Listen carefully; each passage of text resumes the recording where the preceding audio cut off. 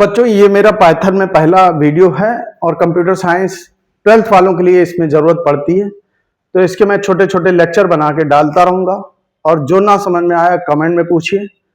और अब मैं पढ़ाने जा रहा हूँ, तो अभी तो बेसिक थ्योरी चलेगी, फिर बाद में इसको स्ट्रिंग है, लिस्ट है, टपल है, उसमें मैं प्रोग्रामिंग ले करूँगा, छोटे छोटे प्रोग्राम्स जो कि बोर्ड में आते हैं।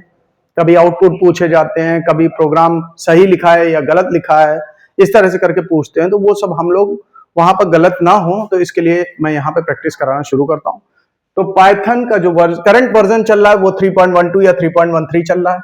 इसको डेवलप किया था यूडो वन रोसम ने 1991 में। कहां पे? National research institute for mathematics and science में।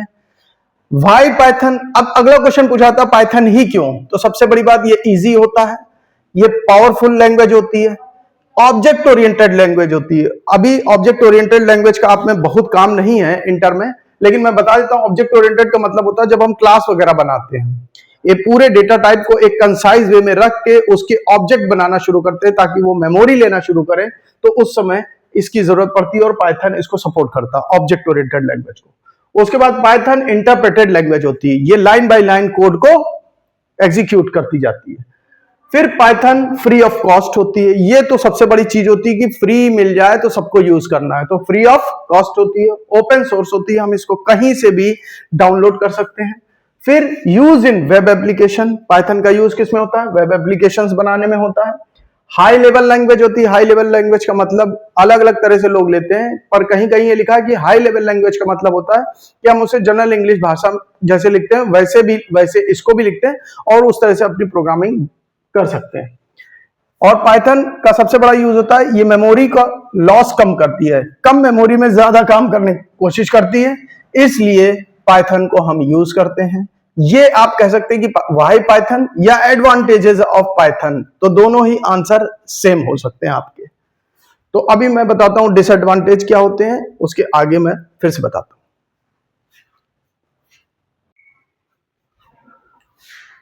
तो कुछ और एडवांटेज होते हैं पाइथन के, जैसे हम कहते हैं रीडेबिलिटी, तो आप पहले वाले पॉइंट्स भी लिख सकते हैं जो इससे पहले मैंने बताए थे, उसमें ये भी ऐड कर सकते हैं कि रीडेबिलिटी होती है, जैसे इंग्लिश टाइप सिंटेक्स होते हैं और इसमें इंडेंटेशन होता है। इंडेंटेशन का मतलब होता है ब्लॉक को बनाना, ब्लॉक बनाना होता है। ये जब प्रोग्राम बताएंगे तो आपको हम बताएंगे कैसे बनते हैं। फिर दूसरा होता है interpreted code checks at run time, line by line, run time एक ही बार कोड चेक हो जाते हैं। डायनेमिकली टाइप्ड का मतलब data type determines at the run time, जैसे आपने a इज इक्वल टू 3 लिखा या a इज इक्वल टू 3.5 लिखा, तो ये इंटीजर है, ये फ्लोट है, तो ये डिटरमाइन करना जिस समय प्रोग्राम हमारा रन हो रहा होगा उस समय डिसाइड करता है कि इंटीजर है, स्ट्रिंग है या फ्लोट है।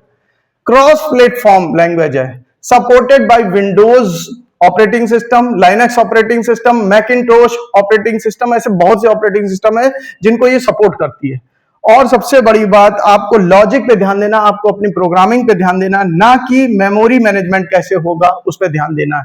तो ये सब कुछ खूबियां होती हैं जिसके कारण कि पाइथन का यूज इतना ज्यादा होता है, और ये वो पॉइंट्स हैं जो कि जनरली हमसे बोर्ड में पूछे जाते हैं।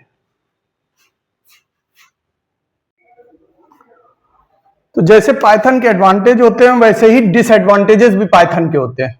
तो डिसएडवांटेजेस में क्या? एक तो स्लो एग्जीक्यूशन होता है। स्लो एग्जीक्यूशन का मतलब हमें नहीं समझ में आएगा, जब बड़े स्तर पे प्रोग्रामिंग, बड़े लार्ज स्केल पे प्रोग्रामिंग होती है तो वहां माइक्रो सेकंड्स का अंतर भी बहुत बड़ा अंतर माना जाता है।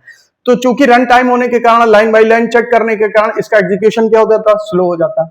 वीक मोबाइल सपोर्ट होता है, मोबाइल की एप्लीकेशंस को ज्यादा ये सपोर्ट नहीं करता है। Lack of direct hardware access, इसमें कई पॉइंट्स ऐसे भी हो जाते हैं कि हम डायरेक्ट हार्डवेयर को एक्सेस नहीं कर सकते, जैसा कि सी और C++ में किया जा सकता है। Use of third party libraries, Python में लाइब्रेरीज, बहुत सारी लाइब्रेरीज होती हैं, लेकिन बहुत सी लाइब्रेरी ऐसी भी होती है जो किसी और के द्वारा दी गई होती है, उनको एक तरीके से आप समझ सकते हैं हमने उधार के रूप में पाइथन ने ले रखी है, तो कहीं कहीं ये काम नहीं करती हैं, लैक कर जाती हैं।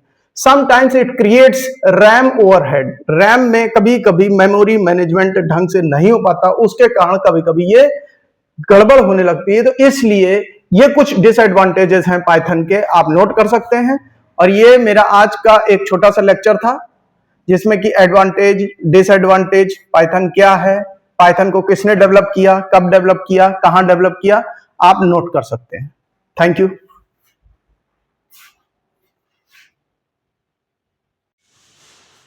अब अगला क्वेश्चन ये आता है कि पाइथन रन कहाँ करती है। तो पाइथन रन कराने के लिए एक सॉफ्टवेयर प्रोग्राम होता है जिसको हम कहते हैं पाइथन इंटरप्रेटर। तो इसको हम कहते हैं आइडियली। इसको क्या कहते हैं जनरली हम? आइडियली। आइडियली वो प्रोग्राम होते हैं, वो सॉफ्टवेयर होते हैं जहां पर हम अपने कोड को लिखते हैं। तो आइडियली का फुल फॉर्म क्या होता है? Integrated development and learning environment, ये पूरा नाम होता है। अब अगर हम पाइथन के रेस्पेक्ट में बात करें कि कौन सा आइडियली हम यूज करते हैं, तो एक तो होता है जुपिटर, एक होता है स्पाइडर, एक होता है पाईचार्म। ऐसे बहुत से आइडियली आते हैं जिसपे हम काम करते हैं। क्या करते हैं उस पे? They are provide to make code in Python, और इस पे पाइथन के कोड लिखते हैं और रन कराते हैं। तो ये मेरा आज का पहला लेक्चर था पाइथन में। इसके बाद में डेटा टाइप है, टोकन्स है, कीवर्ड्स है, और कई चीज़ें लेक्सिकल यूनिट्स हैं क्या होती हैं, इन सब के बारे में बताऊंगा। और उसके बाद मेरा दूसरा लेक्चर होगा, आप इसे नोट कर सकते हैं।